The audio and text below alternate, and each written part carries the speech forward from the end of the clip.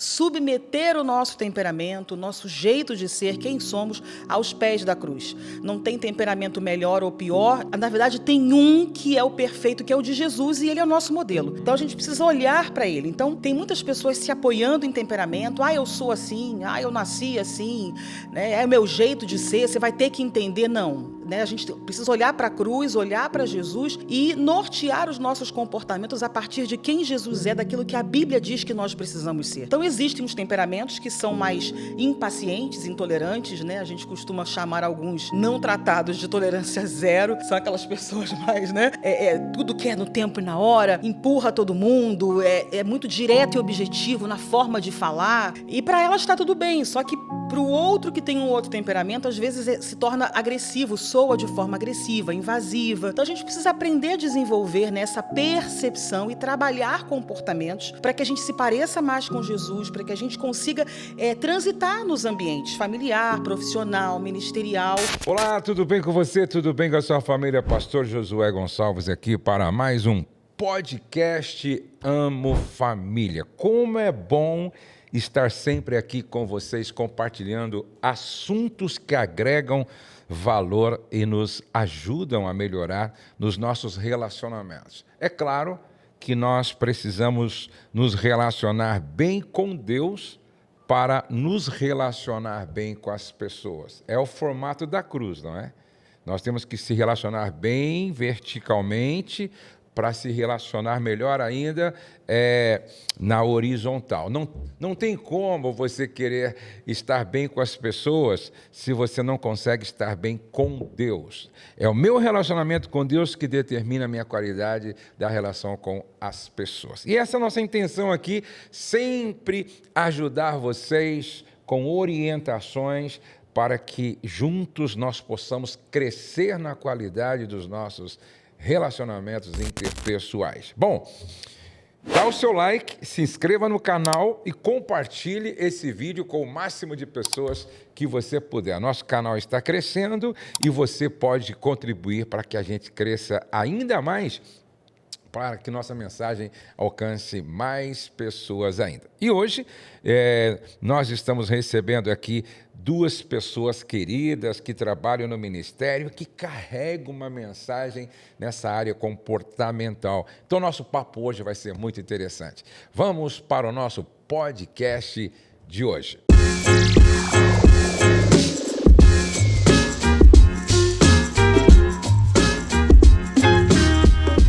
Gláucia, muito obrigado por ter vindo aqui mais uma vez, não é? Eu que agradeço, para mim é uma honra muito grande. Estou muito feliz de começar 2026 já aqui participando mais uma vez desse podcast. Obrigada pelo convite. Que bom.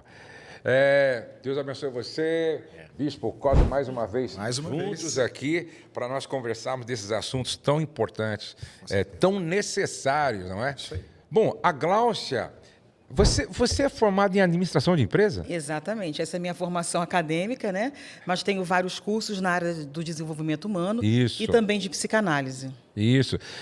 A Gláucia é uma grande treinadora, terapeuta, conselheira, trabalha ministrando aqui na nossa imersão SOS Casamento e outras imersões, junto com o Bispo Cosme. E os dois têm feito um trabalho lindo, não só aqui na Estância Amo Família, como fora também, certo? Ô Gláucia, o que são perfis comportamentais que você trabalha tão bem aqui com a gente? Os perfis comportamentais não é algo novo, né? É algo muito antigo, inclusive quando a gente faz as palestras, a gente faz questão de colocar um slide, né, com uma linha do tempo, porque são estudos que datam de antes de Cristo, né? Quando a gente fala dos filósofos gregos, já observavam o comportamento das pessoas e percebiam algumas similaridades e muitas diferenças entre esses grupos, né? Então, desde então, se eu não me falha a memória, é 570 anos antes de Cristo, isso já era observado, já era estudado, e de lá para cá isso vem se desenvolvendo, sendo aprofundado, né? Tem aí uma troca de nomes lá, quando começou a se entender sobre isso, colocaram a nomenclatura fogo, água, ar e terra, que são os 4 elementos da natureza. Depois vem Hipócrates, né? E traz aí o colérico, sanguíneo, fleumático e melancólico, que a gente chega hoje a algumas plataformas que trabalham com o estável, dominante, analítico e também o influente. Então, é uma divisão que se faz, né, já há bastante tempo, onde a gente observa características comportamentais de grupos de pessoas que se parecem na forma de pensar, de estruturar o pensamento, o comportamento. Mas uma coisa que eu costumo sempre dizer, que isso não é uma sentença sobre a vida de ninguém, né? A gente precisa ter... a gente faz essa leitura e existem plataformas, né, e eu trabalho com uma delas como analista de perfil comportamental, tanto eu quanto meu esposo trabalhamos com isso, de uma forma bem diferenciada, inclusive, porque a gente trabalha com casais, ajudando esses casais a se entenderem. Mas, enfim, aquilo ali é um mapa, né, um norte para você entender, né, como você funciona, como estrutura o pensamento, como você coloca as suas emoções para fora.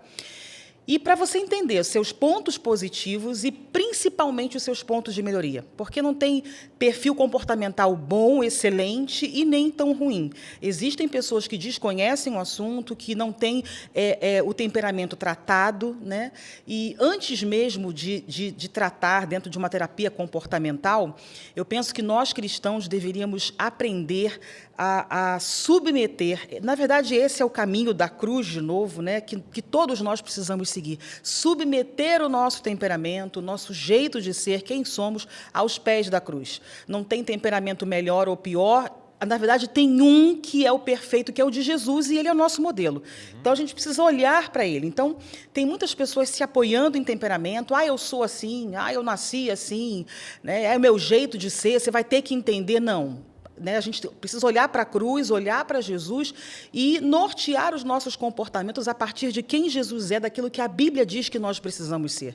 Então, existem os temperamentos que são mais impacientes, intolerantes, né? A gente costuma chamar alguns não tratados de tolerância zero, são aquelas pessoas mais, né? Tudo quer no tempo e na hora, empurra todo mundo, é muito direto e objetivo na forma de falar, e para elas está tudo bem, só que para o outro que tem um outro temperamento, às vezes se torna agressivo, soa de forma agressiva, invasiva. Então, a gente precisa aprender a desenvolver nessa percepção e trabalhar comportamentos para que a gente se pareça mais com Jesus, para que a gente consiga transitar nos ambientes familiar, profissional, ministerial. O tempo inteiro, nós não vamos perder a nossa essência, mas a gente está aqui para evoluir, para nos parecermos cada dia, sermos cópias de Jesus, né? E nos parecermos mais com Ele. Então, Ótimo. é um norte apenas, não é uma sentença sobre a vida de ninguém. Ô Cosme, agora, por que é tão importante, quando se fala de comportamento, né, o autoconhecimento? Se você não sabe quem você é, você não sabe para onde você está indo, você não sabe quais são os limites que você precisa impor para você não ter reações que venham, de alguma forma, comprometer o seu ambiente. Se você não sabe quem você é, você não sabe quais são os gatilhos que podem desencadear uma série de situações e falas e comportamentos e pensamentos dentro de você. Então, assim, o autoconhecimento, ele é a base para a relação, para a convivência, para a sociedade. Se conhecer não é uma opção, é uma necessidade. E é interessante que eu percebo que muitas pessoas carregam dentro de si uma criança ferida. Só que elas não têm essa consciência. Não existe autoconhecimento.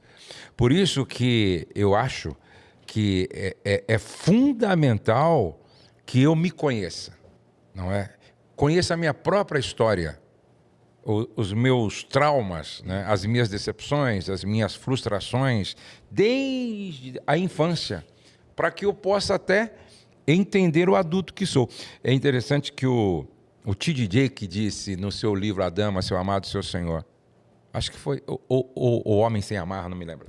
Ele diz assim: você nunca vai compreender o homem que sou sem conhecer a criança que fui. Até porque a Lia Luft disse que a infância é o solo sobre o qual nós andaremos o resto da nossa vida.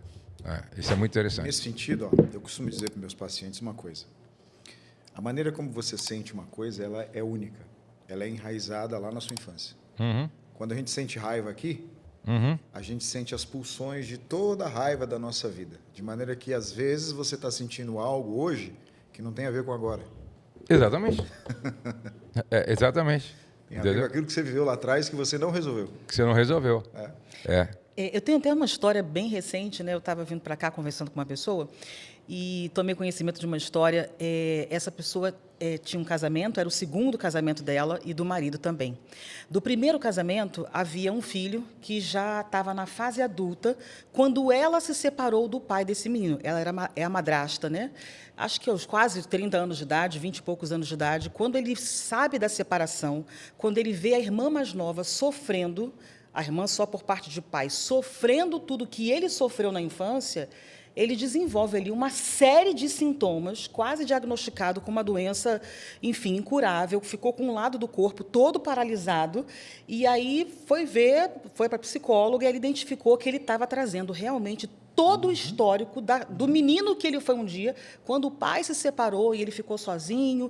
Enfim, é muito sério, pastor. Isso é muito sério, né? Seria muito bom que as pessoas entendessem isso, que tem um histórico, né? A raiva, esses sentimentos. Se a gente não olha para isso, Glaucia, qual é a base bíblica, né, que se tem para isso? Eu tenho que olhar para Jesus. Não, a palavra fala, lá em Coríntios, quando aquele texto que fala sobre a Santa Ceia, ali fala, né? Examine, pois, o homem a si mesmo. O que é isso, gente? É um convite para olhar para dentro. Eu preciso olhar, investigar. Quantas vezes eu me lembro, né, adolescente, jovem, recém-casada, quantos comportamentos que eu tinha que eu não conseguia ter controle sobre eles. Eu sabia a mulher virtuosa que eu precisava ser, que a Bíblia me falava, e todos os cultos que eu frequentava de mulheres me orientavam acerca disso, mas estava fora do meu controle. Quando eu decidi olhar para dentro, entrar num processo terapêutico, e eu comecei esse processo antes de ir com um profissional, eu comecei com a pessoa do Espírito Santo, porque a gente tem um divã, né, Bispo Cosme? A gente tem um divã para frequentar. O Espírito Santo, ele é o nosso companheiro, é o nosso amigo, é aquele que nos guia a toda a verdade, inclusive as verdades sobre quem somos, sobre nós mesmos, né? Quando eu comecei a ir para esse lugar e permitir esse acesso do Espírito Santo, abrir alguns cômodos que estavam trancados da minha alma, né, a chorar, a falar, a perguntar, a buscar respostas, elas vieram. E ali, sim, eu consegui entender comportamentos que eu não tinha controle, né? Eu sabia o que era certo, mas eu não conseguia fazer, não conseguia domar a língua, não conseguia ser mais tranquila, era muito explosiva, e ali começou um processo de metanoia. Então, é importante você que está escutando, né, ouvindo esse podcast, talvez você olhe para dentro e veja comportamentos que você gostaria de modificar. Eu sei quem eu preciso ser, mas eu não consigo ter esse comportamento. Primeiro conselho que eu quero te dar, antes de você procurar um profissional, procure um profissional. O Bispo Cosme está aqui, né? Tem uma equipe maravilhosa lá no consultório dele, na clínica dele. Eu também atendo de forma online, mas, antes de tudo, vá para o divã de Cristo. Você tem um lugar, você tem livre acesso, você não precisa marcar consulta 24 horas por dia. Vá para esse lugar e aprenda a se relacionar com a pessoa do Espírito Santo. Ele vai te mostrar. Muito bom. Nós atendemos toda semana casais, né? Toda semana nós atendemos casais. E há uma dúvida em algumas mulheres e alguns homens. Quando é uma fase e quando é um padrão doente? Entendeu? Como saber? Não, é uma fase. Não, isso aqui é um padrão doente. E aí, Cosme, como é que a gente identifica isso? Se é uma fase ou um padrão? Muito interessante isso, né? A questão E existem algumas questões nesse aspecto, pastor, que a pessoa leva tempo para ter esse tipo de percepção, porque quando a pessoa entra no relacionamento, ela está envolta na paixão, né? E como a gente sabe, a paixão emburrece. Emburrece. Eu acho que o primeiro ponto, né, depois que você começa a ter essas percepções, a gente sempre tem que olhar o ponto de partida, tá? Para definir o que é um padrão e o que é apenas uma situação, algo ocasional. Ponto de partida. Quando eu conheci, quais eram os comportamentos que tinham? A partir daqui a gente começa a fazer uma leitura, tá? Correta e coerente. Inclusive eu falo isso muito para as pessoas. A pergunta que eu faço: o que você está vivendo agora é um padrão dessa pessoa? Ela sempre foi assim? Eu conversei isso com o pastor ontem. Falei: há quanto tempo essa pessoa está demonstrando esse tipo de comportamento? Ele falou: há 15 dias. Aí você entra no porquê. Por que que aconteceu? Qual foi o evento? Então a gente sempre olha para a linha do tempo A melhor maneira de ver. E aqui, olhar para a linha do tempo é você sentar, pegar papel e caneta, voltar lá atrás. Quando eu conheci, como que ele falava? Como que era isso? Como que era aquilo? Aqui você começa a fazer um mapeamento e ter uma percepção. Se aquilo é um padrão. Outra coisa que ajuda, família de origem. Se você tem contato com o pai, com a mãe, pergunta. Como era fulano na adolescência? Ele tinha essas reações? Ele era desse jeito? Aqui você vai ter um pouco mais de segurança para estar avaliando se isso é um padrão ou se isso... E o padrão, ele se repete, e ele piora, e ele gera medo. Né? Isso é um padrão, né? É um Porque padrão. se repete. Se repete. Isso aqui não é pontual, que nem há 15 dias começou, então não é um padrão. Isso aqui não é um padrão, entendeu? Começou há um mês, isso aqui não é um padrão. Quando ele casou, ele não era assim. Então não é um padrão, né? Porque o padrão é aquilo que se repete. Se repete. Entendeu? Vai piorando e vai gerando medo. Né? Mas uma outra questão aqui, Glaucio, você fala bastante de inteligência emocional. Tem uma pergunta aqui, ó. Por que brigamos sempre pelos mesmos assuntos? Por que brigamos por sempre pelo assunto? Briga-se pelo mesmo assunto, porque o assunto não foi resolvido ainda. Né? Então, essa é a primeira resposta que a gente pode dar. Eu acredito, tem tantas coisas, né, a serem observadas, né, dentro de um quadro como esse, mas talvez a comunicação não esteja sendo clara. Né? A forma como o marido e como a esposa está se comunicando, dizendo, né, se é que estão conversando. Né? Às vezes tentam resolver de maneira superficial e não vão na origem do problema, não abrem o coração, não falam tudo o que está pensando, o que está sentindo. Então, acho importante aí começar a observar a comunicação. Estão sendo verdadeiros? Estão realmente parando, né, como dois adultos para conversar, para ter um diálogo? Não é um monólogo, né, só um fala. Né? E essa fala também tem que ter um cuidado muito grande, porque, às vezes, a gente fala como se o outro tivesse culpa. É uma coisa que eu sempre ensino para as mulheres, né, dentro do processo terapêutico, é trazer para si. Você não me fez nada, eu estou me sentindo assim.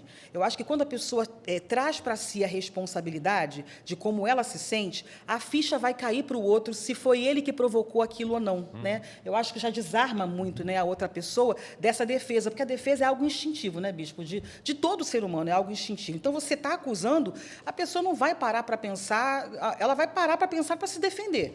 Então, vai expor alguma coisa, você não fez isso, você fez... Não, eu me senti dessa forma, eu tive essa percepção, pode ser que eu esteja enganado. Então, isso aí já faz com que o outro dê uma relaxada, pare para ouvir e perceber. Então, eu penso que estão discutindo pela mesma coisa, porque a comunicação está truncada, talvez não estejam sendo tão assim transparentes, e talvez tenha muita acusação, sabe, um em cima do outro, e não está conseguindo enxergar realmente qual é a raiz, a origem do problema. Eu acho que, nesse aspecto, só para complementar aqui, eu acho muito importante, quando a gente fala do aspecto da comunicação, quando eu vou falar ao outro, eu preciso perceber algo e me perguntar: a quem estou falando?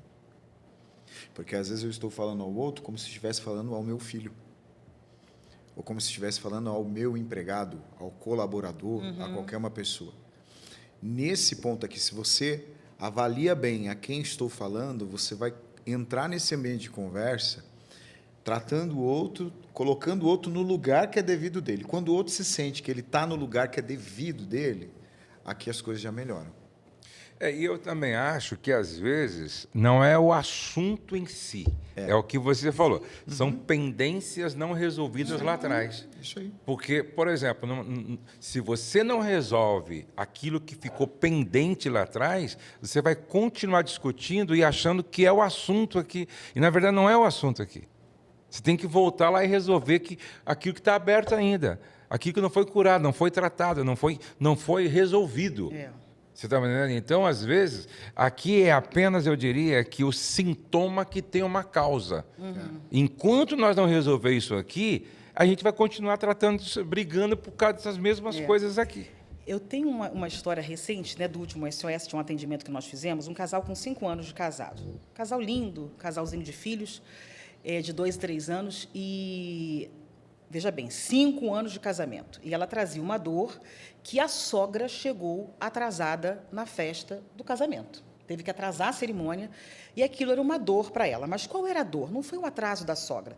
Toda vez que ela reclamava, comentava com o marido sobre o fato, desde que tinha acontecido, ele, na cabeça dela, passava pano. Minha mãe é assim mesmo. Minha mãe sempre chegou atrasada para tudo. Na minha formatura, não liga, minha mãe é assim e tal. E ela muito chateada com aquilo, todos esses anos e todas as vezes que conversavam sobre 5 anos falando sobre aquilo, aquilo não tinha sido resolvido. Até que um belo dia, antes um pouquinho de irem para o SOS, estourou uma crise, e a sogra foi lá e ela foi resolver, uma pastora foi ajudar a resolver a situação, e ela, sogra, é porque sempre que eu falo com ele, a senhora chegou atrasada no nosso casamento, e isso para mim é uma dor.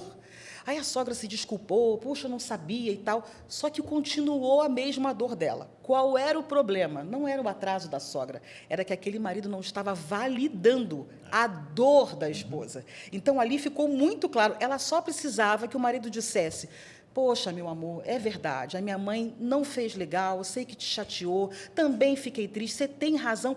E ela disse, era tudo o que eu precisava que ele ouvisse, que ele acolhesse a minha dor. Mas o tempo inteiro ele tentava justificar o atraso da mãe. Então, ali era uma discussão recorrente de 5 anos, né? E a sogra conversar com ela não adiantou, porque não era o atraso da sogra, era exatamente a falta de acolhimento. Exatamente. Então, é uma outra dica aqui também para essas situações, né? Maridos, homens e mulheres também, eu acho que a gente não tem distinção de sexo quanto a isso. É aguçar, né? É trabalhar a empatia, né? Que é um pilar da inteligência emocional, aguçar os ouvidos emocionais. O que o outro está querendo dizer com isso? Né? O que realmente está incomodando? Qual é a ferida? Por que se incomodou? Quando você sai desse seu modo de defesa, né, e começa a enxergar com a lente do outro, vai ficar mais fácil para você entender a origem e atacar direto. E o marido, na sala de aconselhamento, disse, nossa, se eu soubesse que era só isso, né, eu já tinha resolvido há muito tempo. É uma coisa simples, mas essa falta da percepção, do autoconhecimento, da empatia, né, enfim, é importante demais o autoconhecimento. Olhar para dentro e desenvolver esses pilares da inteligência emocional. E é interessante que a gente fala de inteligência emocional e o primeiro pilar é a autoconsciência, né? Eu tenho dito com uma certa insistência para os casais que se eu não souber fazer uma leitura do que eu estou sentindo, qual é aquela emoção, eu não vou conseguir lidar com ela. Eu tenho uma frase que eu sempre digo, o que eu não identifico, eu não modifico. Não é? Então, por exemplo, o que eu estou sentindo aqui é inveja. Não, o que eu estou sentindo aqui é complexo de inferioridade. Não, o que eu estou sentindo aqui é medo. Não é? O que eu estou sentindo aqui é insegurança. Né? Insegurança. Né? Poxa, o que eu estou sentindo aqui tem a ver com um quadro depressivo. Então, aí eu vou conseguir lidar. Então, vai a pergunta aqui. Como é que a mulher identificou? Eu tenho um problema sério com a inveja. Como é que se lida com a inveja, Glaucia? Primeira coisa, minha querida, você vai orar sobre isso. Né? Você vai submeter isso à cruz de Cristo, enfim. Segundo, você vai entender o que aconteceu, né? Qual é a sua realidade, com quem que você está se comparando, né? Às vezes internet é uma tristeza para certas coisas, né? Porque as pessoas olham a vida de todo mundo naquela janelinha e achando que a vida do outro é perfeita, que está tudo bem lá, né? Ou vê alguém andando num carrão, alguém muito bem vestido, alguém com um sorriso daqui a aqui, e tende a achar que não tem problema, que está tudo perfeito. Não, gente, não se engane com isso. Todos temos problemas, todos temos desafios, todos temos, enfim. Então, é olhar para dentro, né? Por que você se sente inferior e quer ter aquilo que o outro tem? Né? Quando você para olhar para isso, né? Fazer essa autoanálise, orar sobre isso, e se a oração e essa autorreflexão não for suficiente, busque uma ajuda, porque isso muito provavelmente está relacionado a um sentimento de inferioridade. Né? Não é sobre o que o outro tem, é como você se olha, como você se percebe, como você aceita a sua realidade, como você aceita as escolhas que você fez até então para estar vivendo aquilo que você está vivendo, que não é a vida que você gostaria de ter. Exatamente. E aí, como é que se lida com a inveja? Eu acho que tudo isso que a Glaucia falou, a cruz ela é bem resolutiva. Eu acho que a exposição também ajuda. Mesmo que não seja no ambiente clínico, O grande problema, às vezes, é que as pessoas entram em estado de negação, não se aceitam dentro desse cenário, tem a relação com as comparações e, normalmente, esses sentimentos se desenvolvem na infância, né? Irmãos que são muito comparados, né? E aqui ela carrega isso, essa necessidade de ser melhor ou ter mais do que o outro, complexo da inferioridade. Eu acho que a exposição num ambiente seguro, olha, eu percebi que eu sinto inveja. Eu acho que grande parte de questões como essa, inveja, a gente também trata disso no ambiente da pornografia, a exposição é o primeiro passo ali, depois de reconhecer, né? É claro, você expõe. Expus num ambiente seguro, familiar, não deu certo. Aí vai para um ambiente terapêutico, expõe, aí ali você vai ter ferramentas. A Glaucia falou sobre o complexo de inferioridade. Então, eu acho que a inveja, né, ela caminha junto com o complexo de inferioridade. Mas eu penso que nenhum outro antídoto é mais poderoso para vencer a inveja do que viver um estado permanente de gratidão. Por quê? Porque a gratidão me liberta da inveja. Por exemplo, se eu sou grato pelo seu sucesso, eu já não tenho problema com inveja. Certo? Se eu sou grato pelo meu sucesso dentro da minha medida, certo? Eu não tenho problema com inveja. Se eu sou grato pelo seu carro novo e sou grato pelo carro que eu tenho, então eu resolvi o problema da inveja. Então a gente viver nesses... Por isso que Paulo vive num estado de contentamento permanente, entendeu? Contentamento. Ou seja, eu estou satisfeito com o que Deus tem me dado e essa é a minha medida, a sua medida é outra, a sua medida é outra. E aí a gente vence o complexo de inferioridade ganhando consciência da nossa identidade. Porque se eu sei quem eu sou em Cristo, entendeu? Não tenho porquê eu me comparar a você, porque nós somos únicos. Cada um é único, entendeu? E cada um foi desenhado para cumprir um propósito. Não tem essa diante de Deus. Não, o que você faz para Deus é mais importante. Não, entendeu? Deus desenhou cada um de nós para cumprir um propósito. Se nós estamos cumprindo, glória a Deus por isso. Não é? Eu posso falar? Pode. Eu queria aqui levantar um questionamento aos pastores, né? Eu acho que a pessoa que vive nessa observação do outro, da vida do outro, desse estado de descontentamento, é alguém que eu acho que está numa visão muito aqui, sabe? Terrena. E ela já perdeu, né? Está bem embaçado essa visão do céu. Quando a gente entende que a nossa vida, o nosso acúmulo de riquezas, né, o nosso bem maior, ele não está aqui nessa terra, ele está naquilo que a gente vai viver na eternidade. A gente não vive, sabe, nesse estado de inquietação, eu tenho que conquistar, eu tenho que fazer, eu tenho que ter a vida igual do fulano, do ciclano, sabe, eu tenho o carro tal. Eu não sei, algo muito particular meu, que eu até ensino, né, para minhas pacientes também, está faltando olhar um pouquinho mais para o alto. Quando a gente vive muito aqui essa vida no terreno, olhando só para isso aqui, e perde essa expectativa do céu, né, de que a Bíblia fala, não ajunteis tesouros na terra. Eu posso, né, o problema não está nisso, o problema está onde eu coloco o meu coração. Então, se eu estou ali, descontente com a minha vida, né, cobrando às vezes do marido, né, ou da esposa, brigando, né, virando uma pessoa mesquinha para ter, para conquistar, e deixando de aproveitar até algumas situações em família, né, enfim, para economizar, para tal coisa, comendo pão com mortadela, enfim, tem alguma coisa, né, que eu acho que está meio desnivelado espiritualmente falando, sabe? Eu não sei, é uma percepção minha, eu acho que quando a pessoa vive nesse estado de descontentamento, ela está com a vida espiritual um pouco desequilibrada, está olhando muito aqui e está deixando de olhar para esse movimento aqui, que é para o alto. Eu não sei o que vocês pensam sobre isso. Faz sentido, bispo? Não, eu acho que tudo isso aqui faz sentido, né? A questão do estado de comparativo, de inveja, é um sentimento que se estabeleceu em algum momento da vida, tá? E você não desenvolveu a habilidade para ter o oposto. Quando o pastor fala de gratidão, quando você fala de olhar para o céu, o que talvez as pessoas tenham que entender que estão nos ouvindo é como que eu entro nesse lugar de gratidão. É como que eu entro nesse lugar de olhar para o céu. Aqui, você tem que, literalmente, fazer uma fisioterapia da alma, que eu costumo dizer. Então, assim, toda vez que eu sentir inveja, eu vou lá e sou grato por alguma coisa. Então, você Você vai para outra ponta. Exatamente. E a outra ponta vai te tirar desse lugar.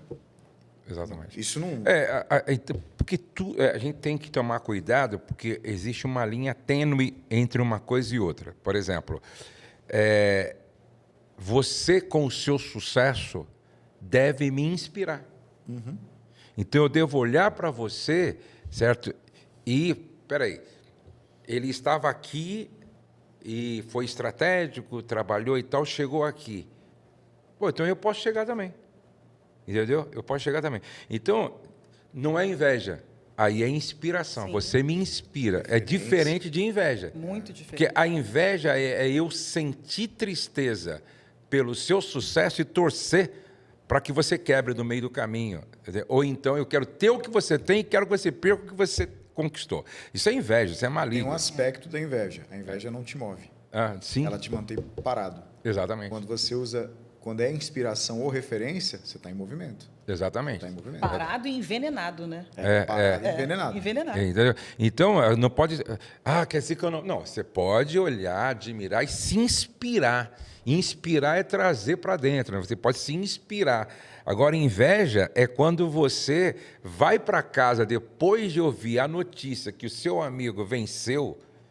Aí você vai chateado, você vai triste, você sofre. Agora, quando você vai feliz, caramba, que lindo, que Deus o abençoe, que ele conquiste mais ainda. E eu também consigo se eu lutar, se eu trabalhar e tal. Entendeu? Então, eu acho que a gente tem que separar essas duas coisas, senão as pessoas vão pensar que a gente nem pode, às vezes, admirar ou se inspirar. Não, a gente deve se inspirar, a gente deve trabalhar para vencer também. O que não pode é você deixar que esse sentimento de tristeza pelo sucesso do outro tome conta do seu coração.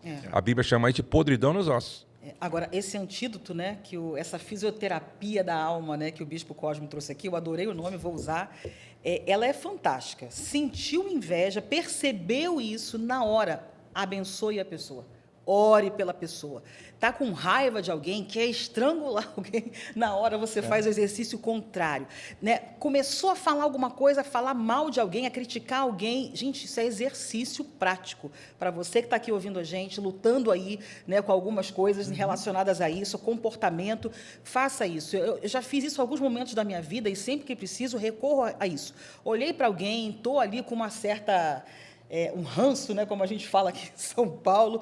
Senhor, eu não posso sentir isso por essa pessoa. Pai, abençoa essa pessoa. Jesus vai lá, Jesus cura, Jesus supra, abençoa, prospera. E toda vez que a gente faz essa fisioterapia da alma, as coisas se revertem, funciona. Eu usei um termo leve, tá? Porque Paulo dizia que ele esmurrava o corpo dele. É verdade. É isso aí. Nós... quem popularizou muito, né, essa nomenclatura no meio evangélico foi o Tim LaHaye, né? O melancólico, sanguíneo, fleumático, né? Colérico. Qual é o perfil, Glaucia, que tem mais dificuldade em pedir perdão? O melancólico, o colérico, o sanguíneo, o fleumático? Olha, eu acho que isso depende muito. Eu não me sinto assim... enfim, capaz de dizer tal perfil para isso. Eu penso que é o nível de maturidade, é o nível de espiritualidade da pessoa, o quanto ela tem isso trabalhado, é que vai definir a dificuldade ou não. A gente tem um temperamento, né, que é o temperamento dominante, ou na linguagem do Tim LaHaye, o colérico, que é uma pessoa que ela tem uma opinião muito bem formada, ela acha que as ideias dela são muito certas, enfim, eu percebo, né, um certo movimento maior, né, do colérico de ter esse lugar de reconhecimento, de voltar atrás e de pedir desculpa. Mas eu não posso dizer que é uma lei, né, que todos os coléricos têm dificuldade. A gente tem que levar em consideração outras coisas. Particularmente, acho que o melancólico, ele é o tipo do perfil que paga para não brigar. Uhum. Mas quando briga também é complicado. Eu percebo que os melancólicos têm essa dificuldade de pedir perdão. E já percebo que o colérico e o sanguíneo briga mais, mas conserta mais rápido também. Entendeu? Nem sempre o consertar é pedir o perdão, né? Aqui Quando eu falo em consertar, eu falo pedir perdão mesmo. Eu falo, é o cara que... Eu, por exemplo, assim, eu sou meio sanguíneo e colérico, né? Então eu brigo, às vezes de repente briguei. Mas eu também daqui a pouco falo, cara, me perdoa, meu, eu não devia ter feito aquilo. A minha esposa está falando assim, ó, eu pago para não brigar. Porque depois de eu brigar é complicado. Ela tem essa dificuldade, entendeu? E eu percebo, tipo assim, o Pedro é melancólico. Eu nunca vi o Pedro pedir perdão. Nunca vi. Entendeu? Eu nunca vi. Mas ele é na dele também, assim, tal. Ele faz de tudo para não precisar mesmo, assim, porque como eles têm dificuldade, eu acho, então ele já faz de tudo para não... Eu acho, pastor, que esse fazer de tudo não é que se resolva, eles vão acumulando, vão engolindo. Eu não estou falando que resolve, não. Não, eu estou falando assim, eu não estou falando que é bom e que resolve, não. Eu estou falando da dificuldade de eles, talvez sofrem mais por causa disso. É que quando chega nesse ponto da explosão, é porque o perdão não é para uma coisa, é para várias coisas que estão acumuladas, né? Sim. E por isso a dificuldade. Eu costumo dizer que os melancólicos, eles são colecionadores de mágoas. Porque nessa de não querer entrar na briga, eles vão engolindo tudo, vão passando pano, colocando para debaixo do tapete. E, às vezes, dentro do casamento, a gente vê esse movimento, né? Gente, eu falei uma coisa, não tem motivo para tudo isso. E a pessoa explode, né? E a outra pessoa fica sem entender e a gente vai lá, olha, não é por isso aqui. Isso aqui foi a gota d'água. Tem todo um histórico, o pote encheu.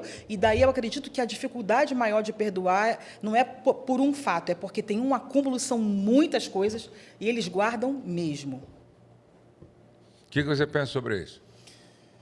Olha, eu acho que o perdão em si, eu penso diferente um pouquinho, né? Que eu acho que o perdão, ele é ajuste, ele é aprendizado.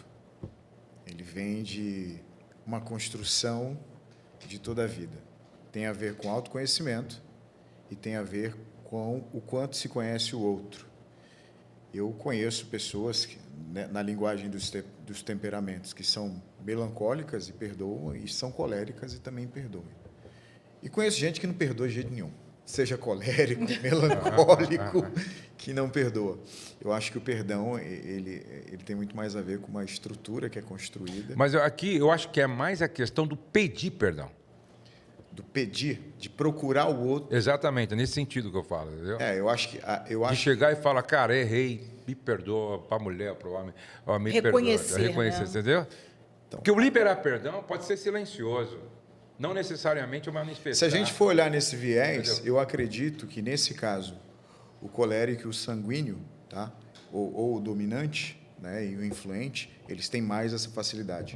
Porque trazem em si essa capacidade de... Você, por exemplo, você tem meio que um perfil do quê? Do melancólico? Eu sou colérico, sanguíneo, hemorrágico. Não, mas você tem uma certa timidez, assim, eu diria assim. Você tem uma certa timidez. Assim, você não é um cara expansivo, um camarada assim, como aquele que já chega pela manhã dando bom dia para todo mundo e tal, entendeu?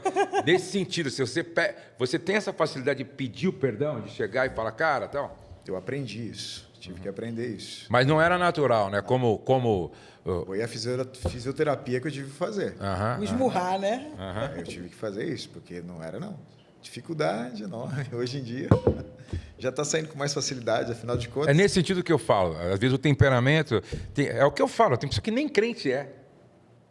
Entendeu? Mas ele errou, ele chegou, meu, desculpa aí, cara, e tal, né? O outro tem uma dificuldade de entendeu? Pedir desculpa. Nesse caso, eu acho que o temperamento ele acaba sendo um regulador desse comportamento. Ele pode ser um regulador desse comportamento. Em que sentido? De como eu vou fazer isso, quando eu vou fazer isso, ou se eu não vou fazer isso. Ou se eu tenho consciência que eu preciso fazer isso. Eu acho que ele é um regulador. Porque tem muitas pessoas também que não têm essa percepção. É o que a gente chama de sem noção. Né? Porque nesse caso que o senhor trouxe, por exemplo, aquele melancólico ali, ele já é fechado em si mesmo. Então, ele já não costuma sair para muita coisa. Vamos usar essa analogia aqui. Para que eu vou sair para pedir perdão se eu não saio nem para brigar? Eu vou ficar mais aqui. Ou menos tá assim. Tudo certo. É isso aí. Eu não brigo. Para que eu vou pedir perdão? Eu resolvo diante de uma briga, eu acabo renunciando muita coisa ou guardando muita coisa. Eu não preciso sair, não. Deixa que as pessoas venham até a mim. Tá tudo certo, né? Aí, tem uma pergunta aqui. Como ensinar filhos a desenvolver inteligência emocional quando os próprios pais ainda estão aprendendo a lidar com as próprias emoções. Isso É é difícil, muito bom, né? hein? Isso é muito bom. Eu penso que o maior ensinamento que os pais podem dar para os filhos acerca disso é terem inteligência emocional. Quando eles trabalham em si, né, no relacionamento interpessoal, né, enfim, intrapessoal, isso faz com que os filhos já estão ali observando, analisando.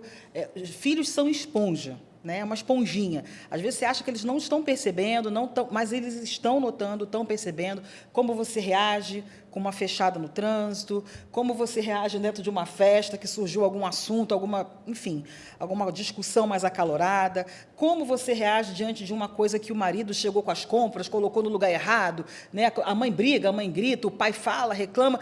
As crianças estão observando isso o tempo todo. Então, eu penso que os pais de crianças pequenas, principalmente, devem se esforçar para terem inteligência emocional.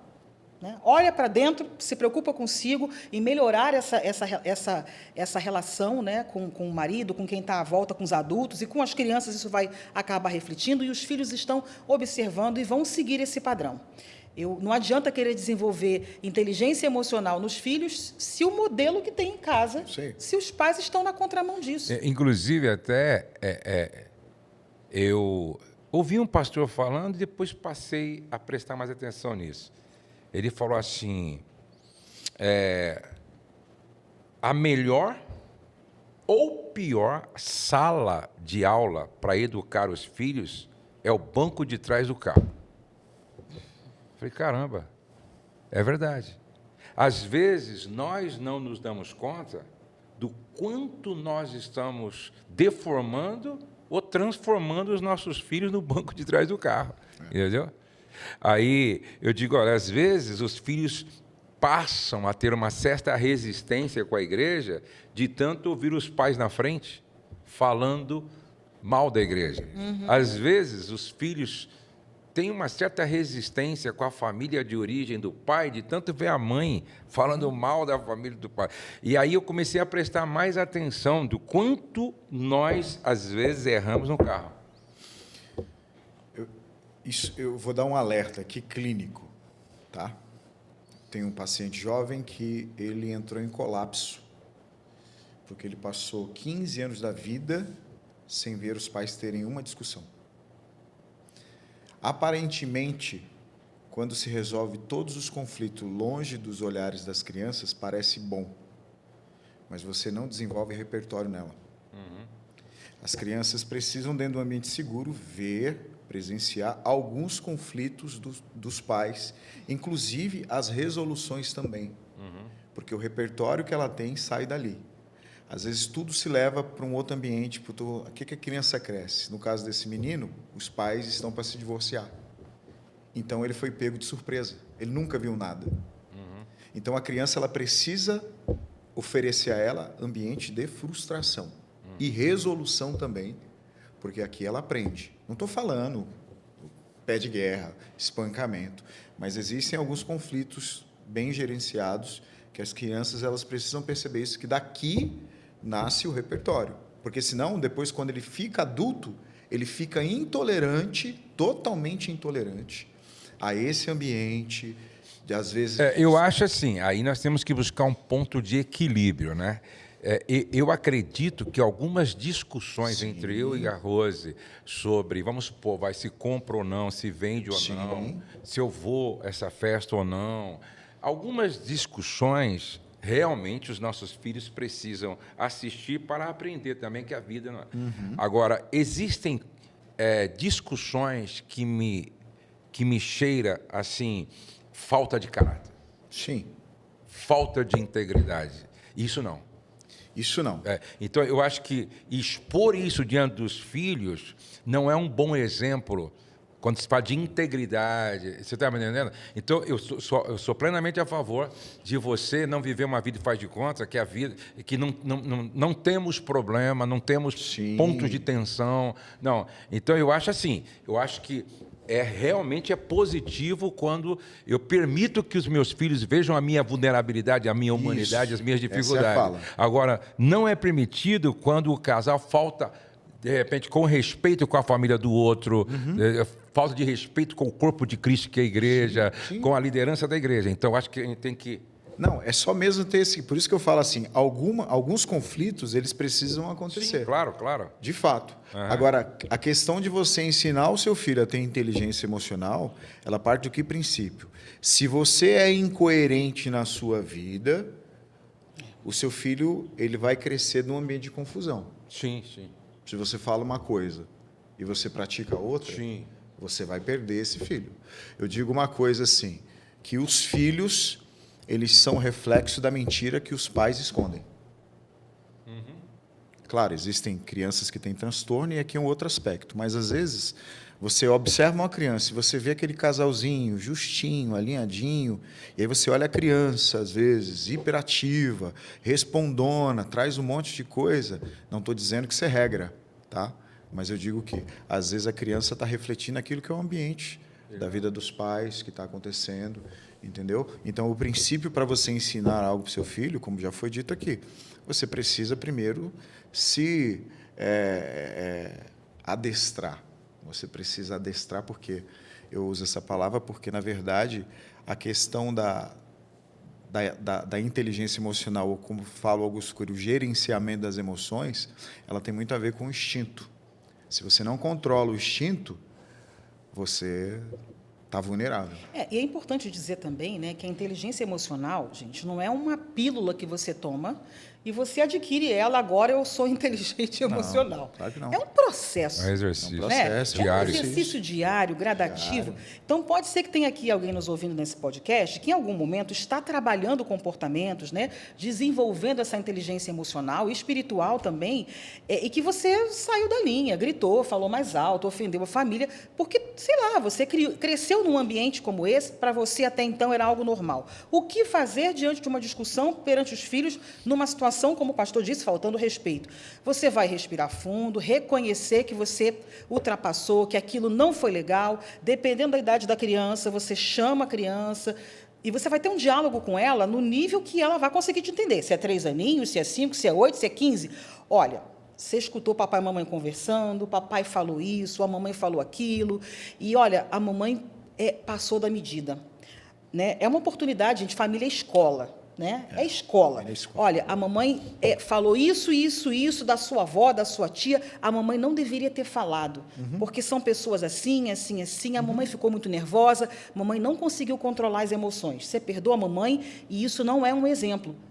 Ponto, resolvido. Né? Eu quero assim, enfatizar isso aqui para quem está nos ouvindo, talvez está saindo desse contexto, né, desse emaranhado de comportamentos, de emoções descontroladas, né, e você se vê nesse lugar. Calma, respira, não se chicoteia por causa disso, ok? Tudo é uma construção, é um processo.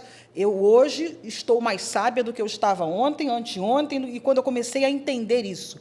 Pastor, a mesma coisa, o bispo Cosme, a mesma coisa. Então, tenha paciência com você e vá treinando. E aproveite essas oportunidades para desenvolver no seu filho, na sua filha, essa observação e mostrar a sua humanidade, e ensinar. Exatamente. Né? O que não pode é chegar a um ponto de os próprios filhos acharem que é normal. Normal. É isso aí. É a normalização da estupidez, a normalização da ignorância, a normalização da gritaria. Né? Então, é o que nós estamos falando aqui, ó, não é um padrão. Né? É um momento de estresse, porque estamos vivendo uma situação crônica, está todo mundo sensível. Deixa eu te contar uma experiência aqui. A Rose estava no tratamento do câncer e eu vinha de várias viagens consecutivas e fomos ministrar em Caldas Novas. E o Pedro era pequenininho, Pedro era pequeno e eu queria ir num lugar, acho que a Rose queria no outro, não sei que situação lá, e houve um estresse no carro. E eu e a Rose, a gente brigou. E eu nunca fui de falar palavrão, mas eu falei mais alto, ela falou também, e aí ficou ruim. E eu me lembro que eu deixei a Rose, né, lá na piscina e fui com o Pedro ver uma outra situação lá que eu precisava ver. Eu falei, caramba, meu filho não foi legal, não foi legal. Daí eu cheguei e falei, Pedro, parei o carro, falei, Pedro, primeiro de tudo eu quero pedir perdão para você, porque aconteceu algo entre eu e a mãe que não foi agradável, não foi bom. E aí ele mesmo falou assim, não, pai, eu tenho visto que você está muito cansado, né? E a mãe está fazendo esse tratamento e tal, vocês estão muito assim, eu percebo que vocês estão muito sensíveis, muito irritados, assim, não, pai, está perdoado, falou para mim. Eu falei, você fica em paz, porque à noite, tá? Antes de ir para a igreja, eu vou pedir perdão para a mãe. Sim, né? é isso aí. Então, foi uma situação da ressignificação que nós falamos. Intencionalmente, você precisa usar essas situações pontuais para aprender e ensinar. Treinar, né? E treinar, entendeu? O que não pode é achar, não, meu, todo casal faz isso acontece com qualquer outro. Não, isso aí, vamos. Não, não pode. Por quê? Porque daí o filho vai normalizar. Peraí, mas isso é normal. Lá em Não casa ache que a todo- criança não percebeu porque estava brincando, porque ela percebe. Agora tem uma dica, eu estou lendo um livro chamado Comporte-se. É um neurocientista, que ele fala sobre o comportamento humano, e ele começa a construir uma história sobre, por exemplo, o que aconteceu 1 minuto antes de eu explodir. Ele faz essa construção porque ele traz a ideia, tá? Porque a inteligência emocional ou gerenciamento, você não consegue desenvolver ele no evento. O gerenciamento, na verdade, ele tem a ver com aquilo que está acontecendo antes. É a construção, porque você não estoura de uma hora para outra. Então, uma dica, talvez, para as pessoas que estão nos ouvindo, é quando você, que nem o pastor trouxe, eu tive uma reação, e tem um porquê dessa reação. Então, é perceber que quando eu estou me aproximando dessa reação, aqui eu começo já uma ação preventiva para eu não entrar dentro daquele lugar. A Bíblia vai dizer, fugir da aparência do mal. Então, toda reação explosiva, ela tem uma construção, ela tem uma história. Talvez a pessoa que está nos assistindo, mas eu não consigo me controlar. Tá, quando você perdeu o controle, o que aconteceu antes? Com quem você estava? Essas perguntas, elas valem a pena para você conseguir administrar isso. Eu acho que, quando se fala de inteligência emocional, acho que esse aspecto do autocontrole. É interessante que Jesus disse assim, bem-aventurados os mansos. No original grego, a ideia ali é força sob controle. A ideia mesmo no original é amansar um potro selvagem. Entendeu? Então, trazendo para uma compreensão melhor, é ter as rédeas das emoções nas mãos. Ter as rédeas das emoções nas mãos. Esse é o nosso grande desafio. Então, eu tenho aprendido muito essa ideia da proatividade, ou seja, não responder nada com base no que você está sentindo. Nada. Entendeu? E se você não tiver um controle disso, então é melhor que você não responda. Eu vou para casa. Entendeu? Eu tenho feito isso frequentemente. Eu vou para casa, vou dormir, eu vou descansar, vou conversar com alguém, vou orar, vou ler a Bíblia e tal. Aí você vai ver que no outro dia, entendeu? A resposta é outra. A resposta. Eu estava falando ontem ainda para um marido, tá? E você tem que ser mais positivo, entendeu? Quando você for fazer uma interpretação. Porque, por exemplo, estou aguardando a minha esposa para nosso jantar de aniversário de casamento, tá? E eu estou aguardando ela. E a gente marcou que íamos sair 8 horas. Só que já deu 8 horas, ela não chegou, ainda ela vai tomar banho e tal. Então, eu tenho 2 opções. Ou eu faço uma interpretação do atraso positiva, ou eu faço a interpretação de um atraso negativa. E aí vai ser como eu vou tratar ela quando ela chegar. A maioria faz uma interpretação negativa. É sempre assim, é só comigo. Será que ela não sabe? Com certeza passou na casa da mãe e esqueceu que eu estou aqui esperando e tal. Agora, se eu faço uma interpretação positiva, poxa, o que aconteceu? Será que houve algo? Será que eu posso auxiliar em alguma coisa? Será que quebrou o carro? Acabou a gasolina? Será que acabou a bateria do celular? Por isso ela não conseguiu me avisar? Quer dizer, se eu começo a fazer uma interpretação positiva, isso é inteligência emocional. Pô. Quando ela chegar, meu bem, você está tudo bem? Está tudo certo? Aconteceu algum problema? Olha como é diferente. Todo comportamento, a origem dele está numa emoção. E toda emoção, a origem está no pensamento. Sim. Né? Então, é o gerenciamento dos pensamentos. O que você escolhe pensar? E eu sempre digo que o comportamento ele é escolha. É como o pastor falou, né? Eu não estou muito bem, eu vou para casa, olha, depois eu penso, eu vou orar, vou conversar com alguém. Né? Isso é gerenciar as emoções, né? Gerenciar o comportamento. Eu não estou bem, eu estou um pouco nervoso, eu não tenho clareza, eu estou cansado. Né? E decidir não ter reação também é um comportamento. Né? Aí eu contei até uma experiência, né, agora do Encontro Nacional de Mulheres, né? E que não foi sempre assim. Hoje eu lido assim. Estavam indo para o Encontro Nacional de Mulheres, assim, ó. Eu vou encontrar banner errado. Eu vou encontrar livro que não foi o que eu pedi para levar. Vai acontecer situações negativas e eu estou no modo mansidão. Acabou. Eu estou no modo mansidão. Entendeu? Aconteceu até uma situação lá, de um vídeo do institucional não ter passado. Se fosse numa situação, eu ia expor todo mundo à vergonha, aquela coisa. Aí eu falei, não, mas estou no modo mansidão, entendeu? Isso é gerenciamento das suas emoções.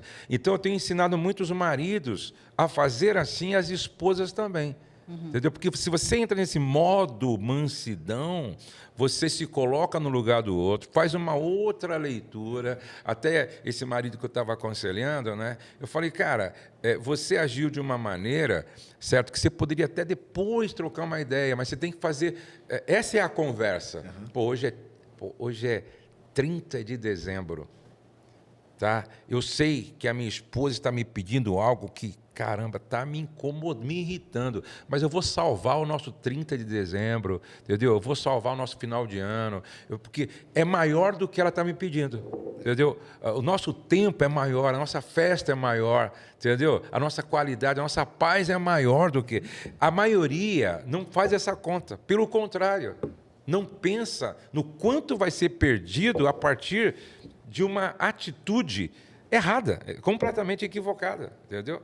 Então, até porque, quando eu não estou bem emocionalmente, a tendência é você amplificar, com certeza, entendeu? O que está acontecendo e fazer daquilo uma tempestade num copo d'água. E eu penso que hoje, inclusive, eu falo para todo líder, vocês têm que estudar mais inteligência emocional. Tem que estudar. Até tinha uma pergunta aqui, sabe? É possível a gente se comunicar bem sem inteligência emocional? Não. Não é possível. Entendeu? Porque, por exemplo, às vezes você fala algo para mim que eu falo, poxa, dá a impressão que eu estou ouvindo alguma coisa que eu não estou gostando. Mas não é que eu não estou bem emocionalmente. É a mesma coisa, nós três vamos para um culto. Você sai falando assim, o culto foi mais ou menos. Você sai, o culto estava uma porcaria, péssimo. E eu saio e digo, poxa, melhor culto da minha vida. Agora eu pergunto, era o culto ou o nosso estado emocional? É o filtro, né? É o filtro. É o filtro. Entendeu? Gente, nós estamos concluindo, então, esse bate-papo. Nós ficaríamos aqui a tarde toda e foi muito bom. Mas, Glaucia, dentro desse, desse livro aqui, esse livro Temperamentos no Casamento, como identificar e conviver com as diferenças. E a Glaucia e o Marcos têm ministrado essa palavra para os casais e que tem sido de grande valia. Antes de a gente falar onde é que as pessoas encontram e tal, deixa uma palavra breve para todas as mulheres, os casais que estão nos assistindo, sobre a importância, não é, de eles conhecerem um pouco mais para viverem com mais qualidade. Pastor, isso é um assunto de extrema importância em qualquer... Você pode falar olhando para aquela câmera aqui, né? Ótimo. Para todo mundo, Isso é um assunto de extrema importância em todos os níveis de relacionamento que temos, principalmente dentro do casamento. Muitos conflitos que nós atendemos, né, no SOS Casamento e fora também do ambiente ministerial, porque trabalhamos com atendimento de casais, ele vem exatamente dessa falta do autoconhecimento e da falta de saber quem o outro é. né? Dentro da relação, sempre vai ter um que é mais calmo, o outro que é mais agitado, uma pessoa que pondera, pensa, reflete, demora a tomar decisão, um outro que é mais impulsivo. Então, conhecer sobre isso, e é interessante que quando nós não temos conhecimento sobre isso, a gente se estressa, a gente se irrita, a gente leva para o lado pessoal, acha que é de propósito, né? E aquilo vai criando, é uma bola de neve que vai crescendo, crescendo e vai só distanciando um do outro. Então, é importante você saber que diferenças existem, elas são importantes. Vou aqui afirmar que, muito provavelmente, o que te aproximou dessa pessoa foi exatamente essas diferenças. Você olhou no outro características, comportamentos, habilidades que você não tinha e aquilo completava você, só que pela falta de informação, de conhecimento sobre esse assunto, aquilo que te uniu agora está te separando, está gerando conflitos e esse distanciamento. Então, entender sobre temperamentos é extremamente importante para que você conviva melhor e também ajude o outro a crescer, a evoluir. É uma parceria, né? O pastor Josué sempre fala que o casamento ele é uma sociedade. Então, você tem habilidades em algumas áreas, para algumas coisas, o marido tem em outras, ou a esposa, e é preciso ter conhecimento disso e fazer acordos de convivência, tá? Para que a paciência aumente, os conflitos diminuam, a comunicação melhore, quando você entende o funcionamento da outra pessoa. E o livro, pastor, nós lançamos ele, né, com o prefácio do pastor Josué, e incentivados pelo pastor Josué, nosso mentor, né? Uma pessoa que nós não invejamos, mas que nós modelamos, né? Que seria de nós sem esse mentor, né? Não haveria livro, né, Bispo Cosme? Não haveria livros nem aqui e acredito que nem ali. Esse é o nosso segundo livro, né? O primeiro foi para mulheres, está esgotado, a gente precisa mandar fazer mais, também incentivado, né, pelo pastor Josué. Então, esse livro aqui, ele é um compilado da palestra que nós fazemos no SOS. Só que no SOS a gente tem assim uma gama, né, de assuntos para tratar, o nosso tempo ali é limitado, e a gente trouxe em 50 minutos, 1 hora, os pontos mais importantes. E o livro ele vai descrever cada comportamento para que a pessoa consiga se identificar, eu sou isso aqui, né? E a gente traz também algo assim que eu acho que é o ouro desse livro, que são, lá no finalzinho da descrição de cada comportamento, cada temperamento, a gente vai trazer assim, dicas de convivência.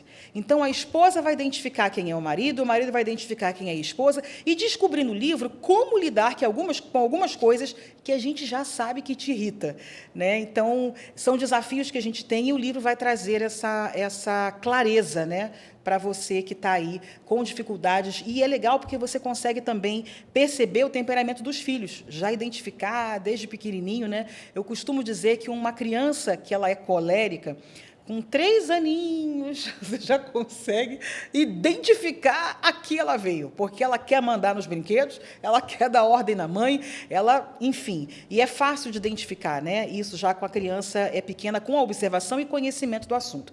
O livro, pastor, encontra na loja Amo Família. Uhum. Né? E olha, está aí a rede social do Cosme, está aí a rede social da Gláucia, eles sempre colocam aí nas redes sociais um conteúdo relevante. Eles estão usando a internet para realmente implantar a cultura do reino de Deus nas famílias. Não deixe de seguir. Gláucia, obrigado pela sua participação. Eu que agradeço, pastor. Foi muito bom, Cosme. Obrigado. Você trabalhou bastante hoje também, esteve presente conosco nos podcasts. Foi muito bom e a gente sempre cresce aqui nessa conversa. Certeza. Informal. Que legal. E olha, deixe o seu like, se inscreva no canal e compartilhe com sua igreja, sua família, pequenos grupos. Essa conversa aqui pode trazer luz para muitas dúvidas de tanta gente. Então, abençoe as pessoas enviando esse link, esse vídeo, ok? Então, vamos terminar como sempre. O céu não está em crise, Deus está no controle, nós cremos em milagres e a nossa família está debaixo da graça de Deus. Amém. Um beijo no seu coração e até o nosso próximo podcast.